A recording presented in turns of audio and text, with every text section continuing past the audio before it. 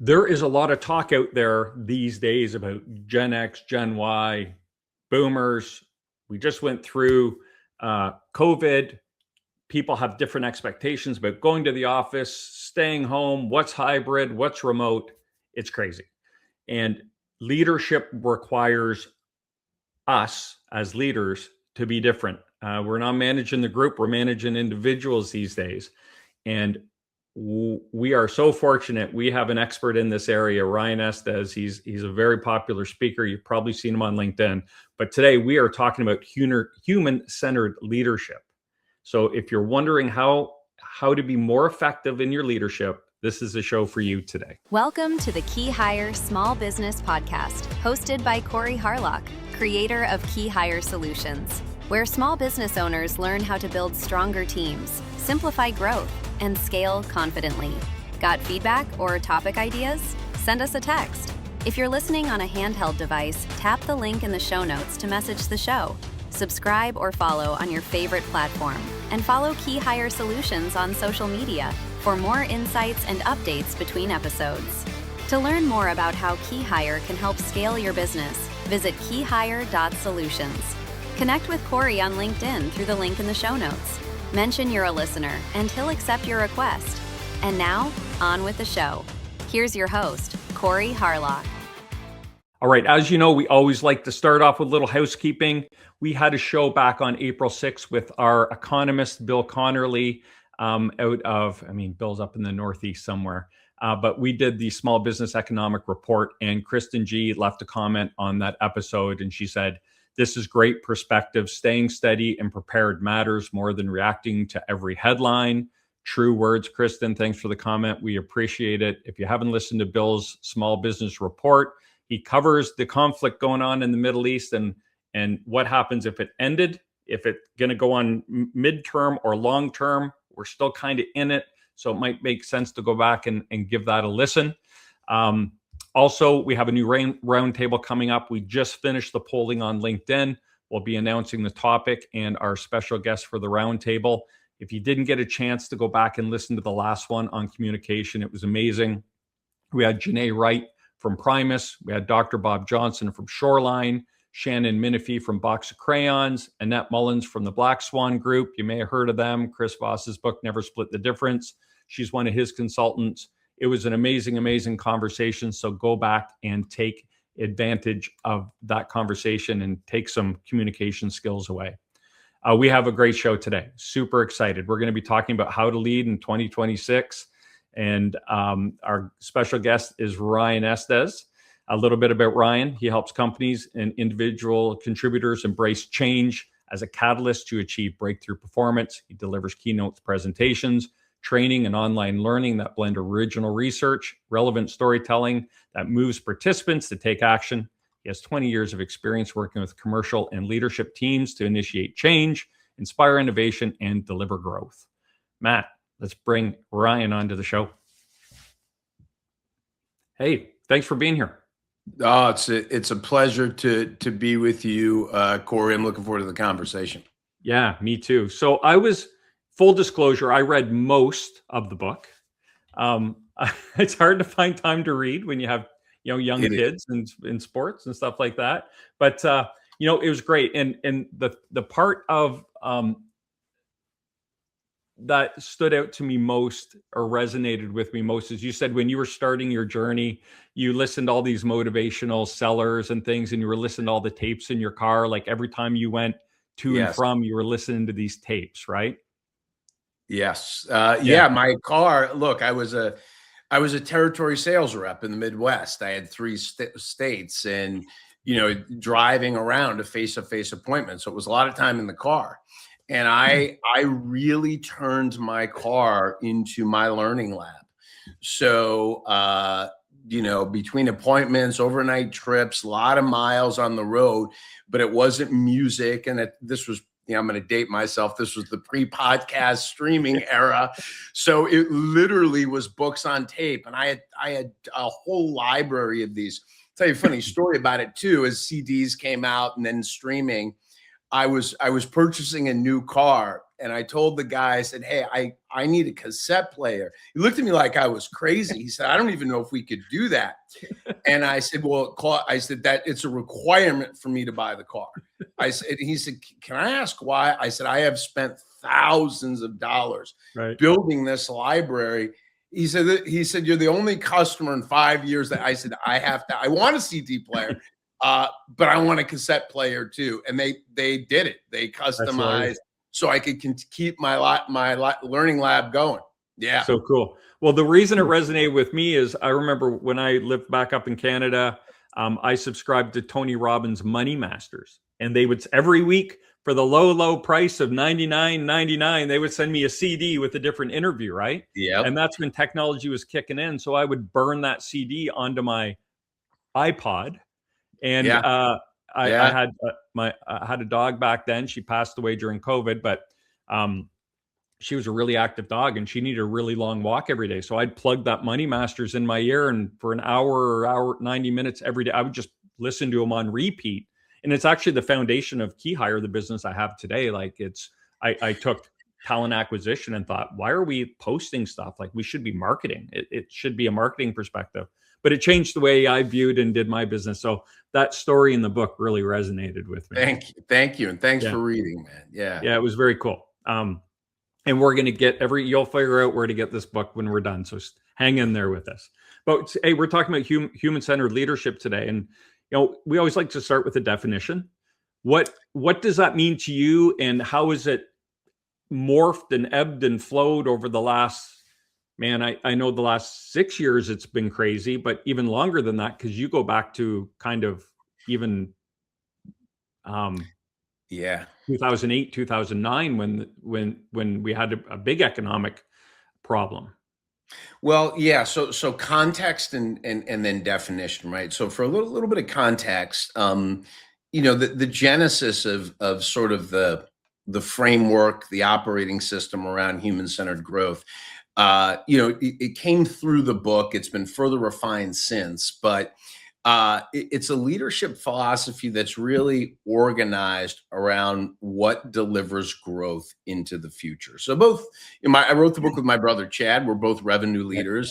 You got that from the book. So my background, my enterprise background before I owned a small business was I was a chief revenue officer. And so here we are in a 2026 world. And when I think about growth in the future, I think it really depends on whether an organization can build the capability and individual competency and capacity to adapt and perform in an era that's constantly changing and becoming increasingly more complex. And so, when we think about our organizing principles, and when I came up in corporate America, leadership was very hierarchical. It was really about strategy, process, efficiency. We used words like performance management. And that model and approach to leadership just doesn't pace with today's accelerating change. And so really the idea was to develop a new philosophy and model to help leaders prepare themselves and their teams for growth into the future. So that's sort of the definition, the construct, the ideology, and it shifts the focus really into things like the self-awareness of leaders, the resilience of teams, the quality of relational dynamics, the quality of customer connection, and the ability to be agile and continue to iterate and adapt with the pace or faster than the marketplace, which is challenging. But the recipe for disruption, which will inhibit growth, is when things around you are changing faster than what's going on the inside of your company. And I think that's true for me as a small business owner, and it's true for the Fortune 500 company I'm working with next week. Yeah, I mean, and things are changing faster now than they ever have, arguably. Yeah, I would. The way I say it is, the pace of change is accelerating, to your point, faster now than they've ever been, and they will never be this slow again. This is the warm-up for the fourth industrial revolution, which is going to be a complete shift. And I think how we organize our teams, our companies to deliver value and accomplish growth. And so, there's this tension, right, between the accelerating demands in the marketplace and the organizational capability and the human capacity to pace. It's getting harder and more complex. And our philosophy, our IP, our model is really designed to sort of meet this defining moment and deliver ideas on how to lead growth into the future. It's a great point. I was just reading an article earlier this week on what they're calling AI washing. Have you heard this concept? I have, yeah. I don't know that I'd be able to define it well, though. It's people doing mass layoffs and blaming it on AI when it has nothing to do with AI. And they did a survey of a couple thousand CEOs, and 90% of them said, so far, AI has had zero impact on their employment of their people. But that's not to say it's not going to. But people are doing these layoffs and saying, AI, but they're just kind of downsizing or trimming some fat. Yeah, or maybe recognizing that the people that they have aren't the people that they need. Since so 2 data points around this conversation. I just delivered a presentation. We had this conversation that 72% of the value being realized out of AI is only being realized by about 20% of the companies.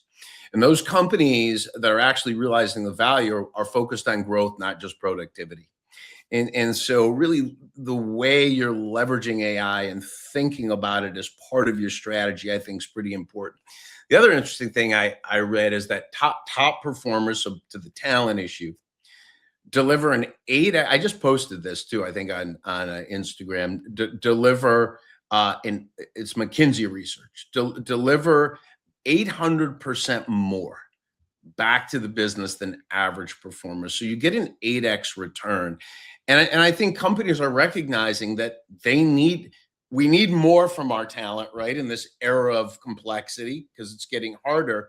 But when you look at engagement trends and productivity and satisfaction, it's a disaster. So we need more. We're getting less. And I think organizations are rethinking their approach to workforce strategy and talent. And the AI washing is an example of that. Correct. I agree with all of that. So I think nice segue into human-centered leadership.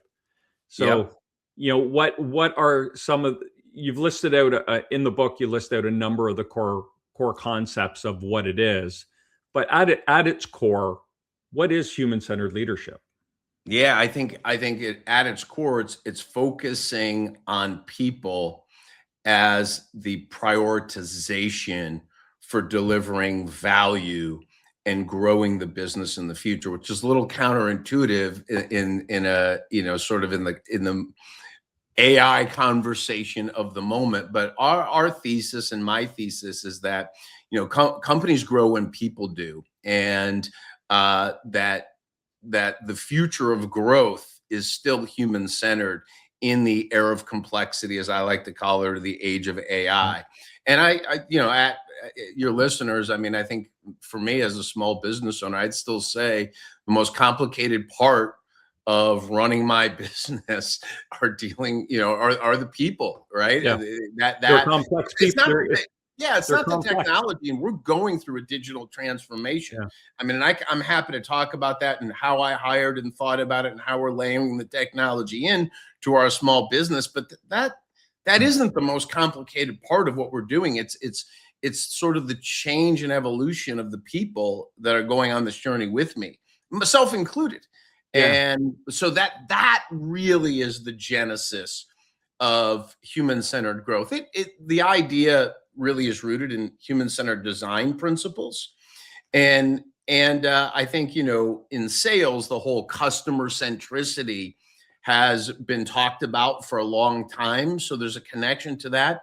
But I think that part also misses what's going on the inside of the organization. Is your team prepared enough to meet the moment of what being customer centric means. And so that's the genesis of the human-centered concept. Yeah, that's great. You said something way back at the beginning that caught my ear, and you said something like companies grow when their people grow. Correct. Yeah. And Companies grow when people do. Yeah. It's kind of one of our first principles of human-centered growth. That just put a bow on everything you said, right? Like, that is so succinct and so meaningful. But, we talk about small business owners. How often are we investing in our people? And not because a small business owner doesn't want to. They're not mean, evil people who don't want to invest in their people, but it's a time issue. It's a budget issue. Can I afford to have them not at their desk for a day a week for an 8-week program, whatever that is. You're nailing it. That's short term. They're looking at the short term pain and missing the ROI and the long term gain of it all. Yeah, and that's always been true, but I think it rings more true today, because what you're really pointing to in many respects, I think for small business owners, self-included, is a capacity issue. If I take my team out of market for 2 days and we go into some training, or even myself to onboard people correctly, or whatever the case is, the work never ends. I mean, we have a small business, and so every moment sort of matters. And the reality is, though, if I don't adjust my workflow and address that capacity issue downstream, I'm going to have a capability issue. And I am not going to be able to deliver the value that the evolving customer expects, or potentially that my competitors can. So this is no longer a nice to have. This is a relevancy issue, a sustainability issue. And to me, we're talking about growth. It's a mandate. We have to invest ahead of the curve, and that means in our people. And I've had to address that head on in my business, for sure. Right. And so we speak, I think we get to the same conclusion, but we speak a little different language. So we call it the talent capacity gap, or experience capacity gap, where when you hire a business, when you start your business, you hire your neighbor, you hire your neighbor's cousin, you hire your buddy, and everyone pitches in and does everything. And if you do a good job, the business grows. But the ability of that leadership peaks at a point. So you get this leadership down here, the demands of the business here, and you get that gap where you don't have the capacity, the experience, the horsepower you need to build the systems to drive the business. Yeah, I mean, that's spot on. I think LinkedIn uses the term today, talent velocity.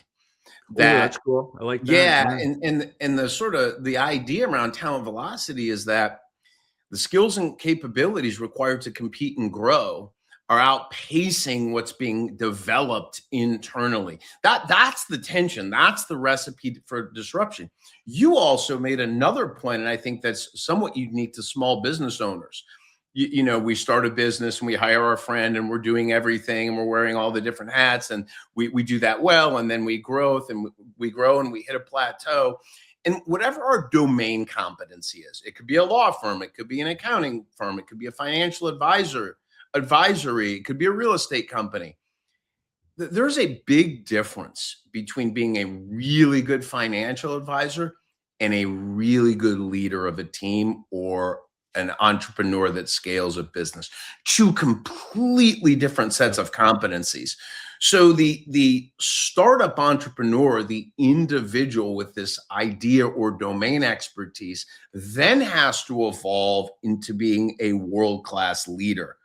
Different set of skills. And if that isn't, and that just doesn't happen, you have to cultivate that. Now, it's different in an enterprise where I came up, I worked in a Fortune 500 company. Yeah, there were training programs. You went through the management training program and worked in all the different departments. Yeah. You went off to, executive university, and okay. Well, for the small business owner, what's their version of that? And the book addresses some of that. I mean, we're writing the book. Each section includes some self-reflection and exercises to say, oh, okay, like, yeah, this is what leadership looks like, and putting some structure and discipline. And it's just preparing you to grow. Everybody is on their own journey. If you're like, hey, I'm good with my 2 people and we're going to stay right here, and that's the business I want. The risk in that, though, is there is no status quo anymore. You're either growing or you're going to shrink. That's my belief. I don't believe there is a place to rest with the way how fast things are changing. Yeah, that's well said. I agree. I agree with that. And that's kind of when you talk to small business owners, they don't start their business because they love to lead people. They have a passion that they're following, or something they want to do, or a skill set they think they can monetize. Correct. And then I've said this 100 times on the show, but one of my favorite clients always says, man, this would be such a great business if I didn't have to deal with people. And there it is. And what, back to what's the most complex part of running a business today, right? The people. And so it isn't the technology, but where are we over investing? Where are we putting all of our resources, right? Where are we putting all of our time and attention? And I think there's a misunderstanding that the people component just sort of evolves naturally. It doesn't. It takes, and that's what we say it in the book. Like I think it was a third of your time should be spent on people, and it's a real hard thing for scaling entrepreneurs to let go of actually doing the work and leading the business. That you want to talk about some executive coaching. That's where half of the small business executive coaching goes, right?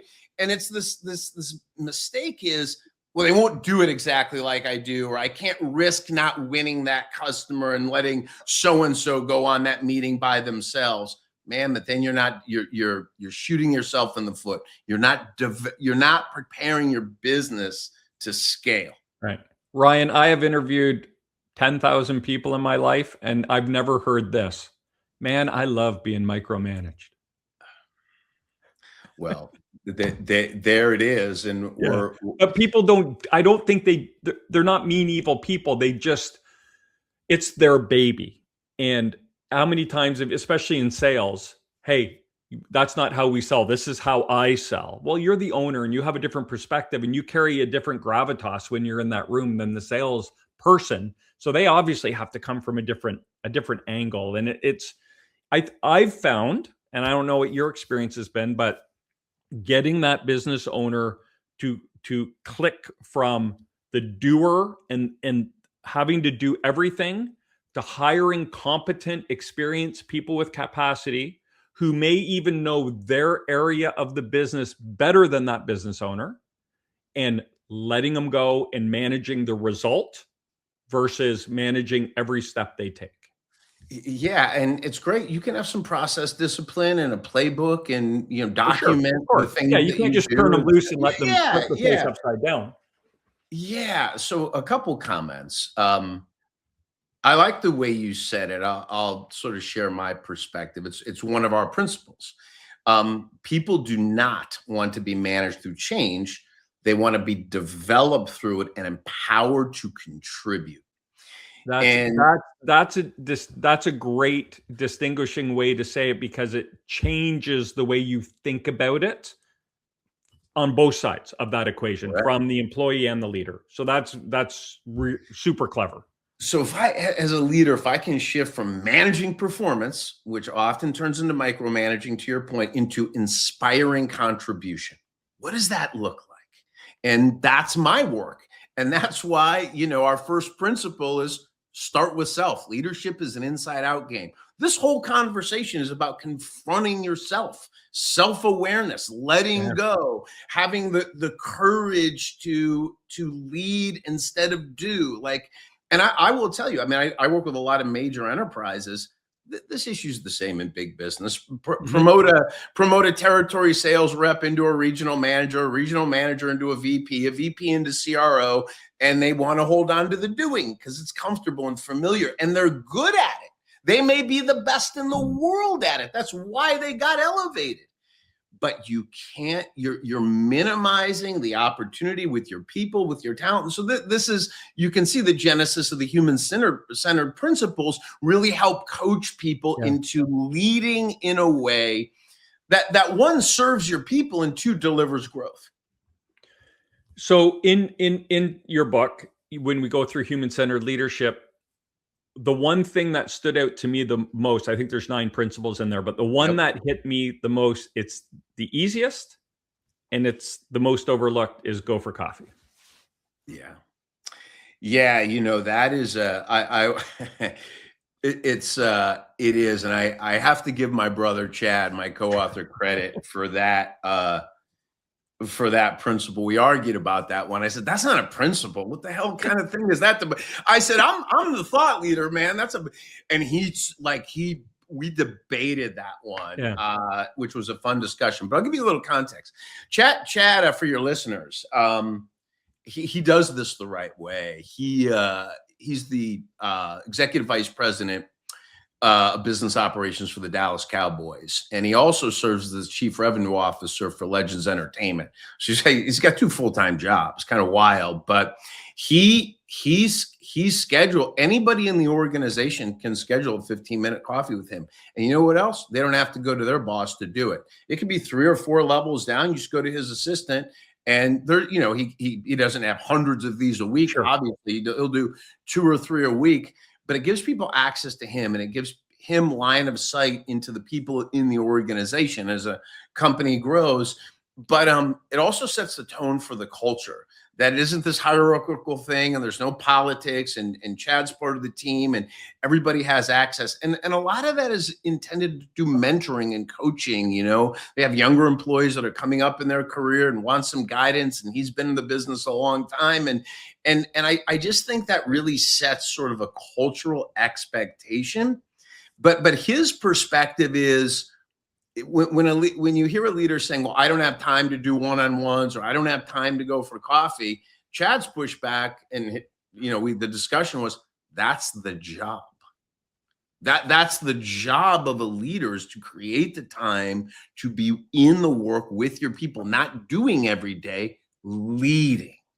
Yeah. And what does leadership mean? What is leadership? And I think it's a great self-reflection for any small business owner. What is your leadership philosophy?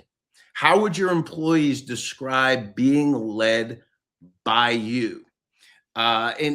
Really sitting with questions like that really begin to inform, hey, where am I serving this well, or what might need some attention? And I think that's one of the keys, is that really, really strong leaders, particularly today, are very self-aware. Yeah, and such a good point. I mean, that go for coffee, it's a metaphor, right? Like it just means spend some time with people. And you touched on something really important that your brother seems to be doing correctly, is it's safe space. If you go in, if I have a 15-minute coffee and I say, yeah, I'm having a hard time with my manager, then you walk out of that office and go to my manager and say, I just met Corey and he didn't like you very much. Like, who's going to book a coffee after that? Or who's going to book 15 minutes to talk, right? It's got to be a safe space to do it. It's a safe space, and it really aligns to research about what drives performance. So this is Gallup research. Not my work, so won't take credit. But the single, you get credit for remembering. Yeah, exactly. I'll remember. I do remember it because I talk about it, because it's so potent. The single biggest lever on improving performance, enabling performance, is one coaching conversation a week with every one of your direct reports. Not formal, but that's the genesis of the go for coffee idea. 10, 15 minutes, check in, a little bit of feedback, a little bit of an exchange. How is it for you? Here's what I see. What do you think? How can I help? That sort of, and over time, what that does is it expands safety. It builds trust. It creates a culture of belonging. Yeah. And so, trust and safety don't just happen. They have to be cultivated in a culture. Yeah. And there are things that enable it and there are things that destroy it.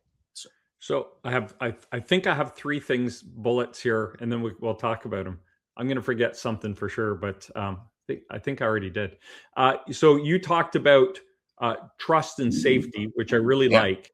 And through the conversations we've had on this podcast, and even in the roundtable we did that I alluded to on communication, I always thought trust was the thing, but it turns out my belief is it's curiosity.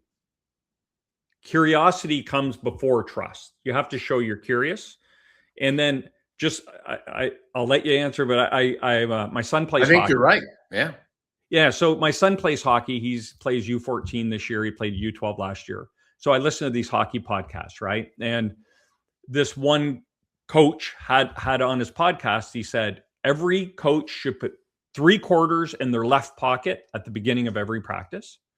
And their job is every time they have a conversation a meaningful conversation with the player. And it could be, hey, I like the way you did that. You might want to hold your stick different, right? Just whatever it is, they move 1 quarter from the left pocket to the right quarter. And at the end of every practice, all 3 quarters should be in the right pocket. Really now, if you do the math on that, there's 15 skaters on a team. So my son practices 4 times a week. So there are 12 conversations a week one coach can have. There are 3 coaches on the ice. So that means every kid on the ice over the course of 4 practices will get 2 personal interactions with at least one of the coaches, maybe 2. Really, really good. And so let's build on that. I love this, by the way. What's that? I love that, by the way, the 3 quarters exercise. So cool, right? So simple. And every manager could take that. Every leader could take that into their business. I might try to stick 3 quarters in my pocket today and see what happens. But if you can find any money laying around. Yeah, exactly.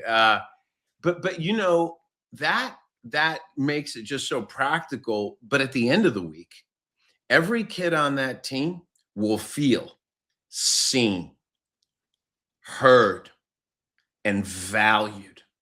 100%. And that is how you influence culture. That creates connection to something larger than themselves. It's very, very validating. And that's coaching. So we talk about it in the book. The leader today is a coach. So this analogy is very, very useful. And I think we've over formalized some of this stuff. That's why my brother's like, no, just go for a coffee. I'm like, yeah, but it should be a check-in. He's like, no, it go for coffee. Right? Resonates. Yeah. It just makes sense. You're like, I get it. Yeah. It's not like going down the road to Starbucks. It's just exactly. It's a metaphor, right? It's just like grab informally. These informal micro moments of meaningful connection. That's what we're looking for now. You started your show out with this, hey, what about remote work and distributed teams? And yeah, that's our reality. And you have to be a little more intentional if that's your environment, but don't use that as a reason to not create those moments of connection. And I think, I think that requires, to your point, back to curiosity. Curiosity is a catalyst for trust, right? So But I actually, when I talk about curiosity, I actually talk about genuine curiosity. I actually think it's really important for a leader to really understand and know their people, what they want.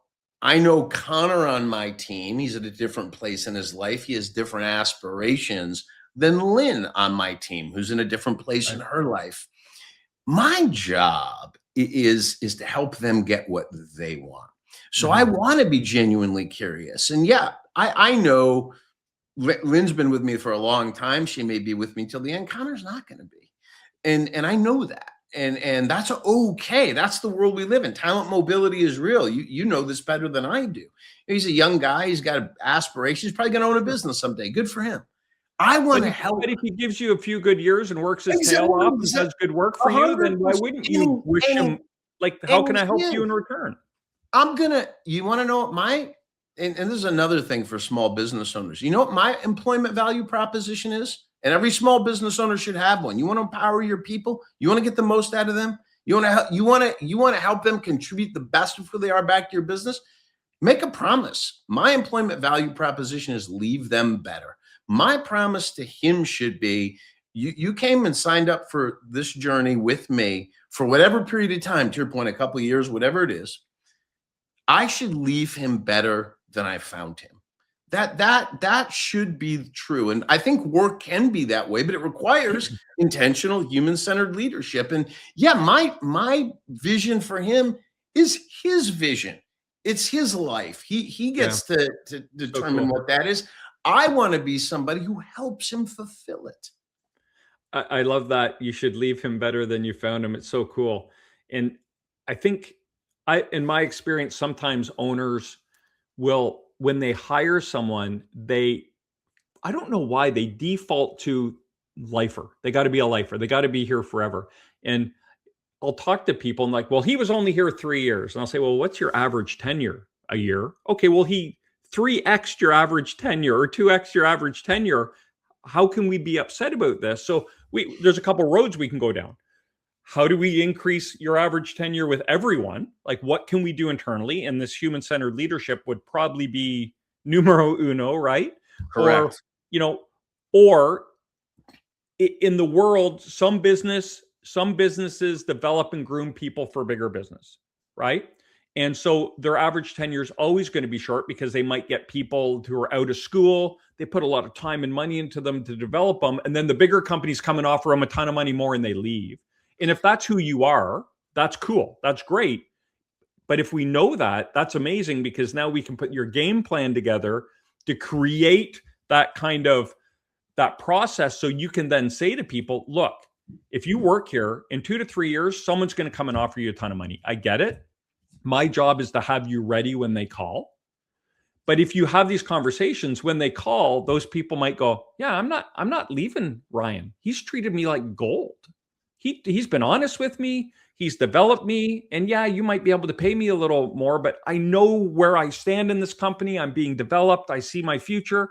And so by using that strategy of I'm going to develop you to leave, it actually works in turn in the opposite, and people will stay because of it. Because, as you say, transparency is another one of these human-centered leadership traits, right? And that's just it's not a mind game. It's not a trick. It's just being honest. Like, it's the truth, and you're going to get a call. And I understand if you take it. I just want you to be ready. So when you leave here, they're going to say, "Wow, Ryan trains his people amazing. Let's keep stealing people from Ryan's company," right? And by the way, what a great thing to be known for. What a great employment value proposition. And if that's who you are, you got to own it. And then once you own it, you can make your staffing plan or your development plans or your employment, whatever you have. Great leaders don't hold people back. They prepare them for what's next in their life. So it's not leadership isn't a job. It's a responsibility. It's not about me. It's about helping other people fulfill their potential. And yes, they contribute back when I'm of service in that way. Back to the beginning of what you said, this kind of goes back to leadership as an inside out game. You said so many small business owners hire people and just expect that they're going to be here for the entire time and are frustrated when they leave.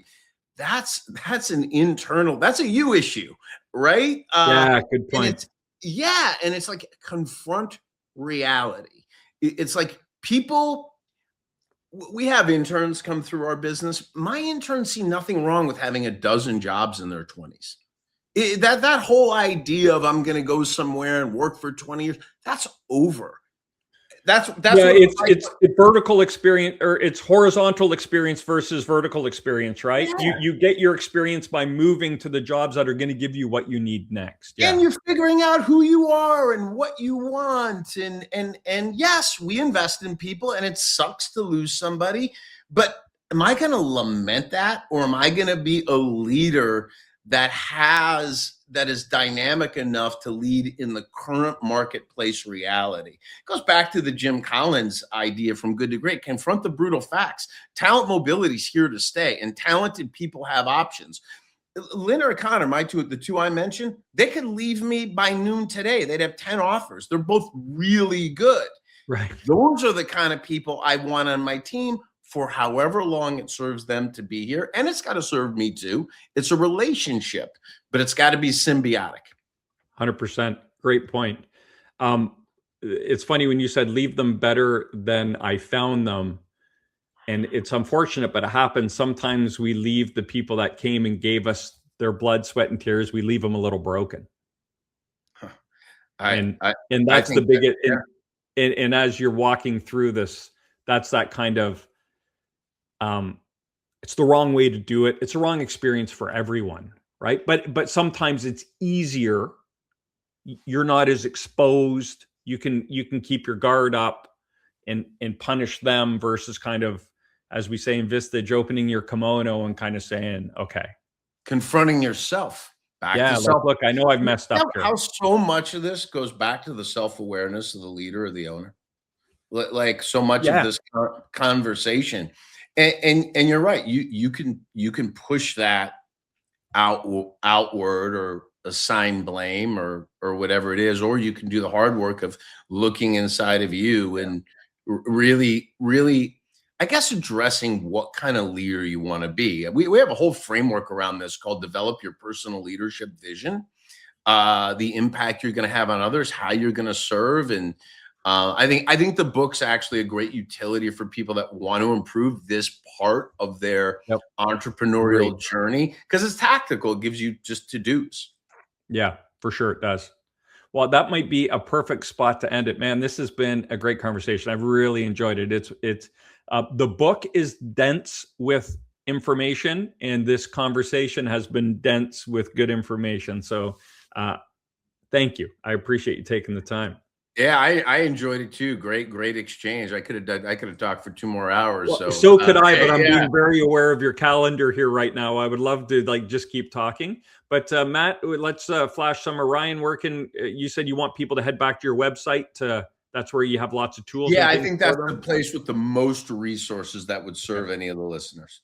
And I know from experience, you will actually connect with people on LinkedIn. Yeah, hit me up. Great. So there's LinkedIn. And then Matt, I'm going to throw a curveball at you. Do you have the LinkedIn or not the LinkedIn, the Amazon link for the book? He's good. Awesome. I definitely recommend the book. As I was going through it, I just thought there's a lot in there. It's take it in bite-sized chunks, but it's a lot of really great information. Thank you, Cor. Appreciate it. Thanks, man. This has been great. I really appreciate you taking the time to be with us today. It's been a valuable conversation. All right, there you go. Ryan Estis. That was amazing.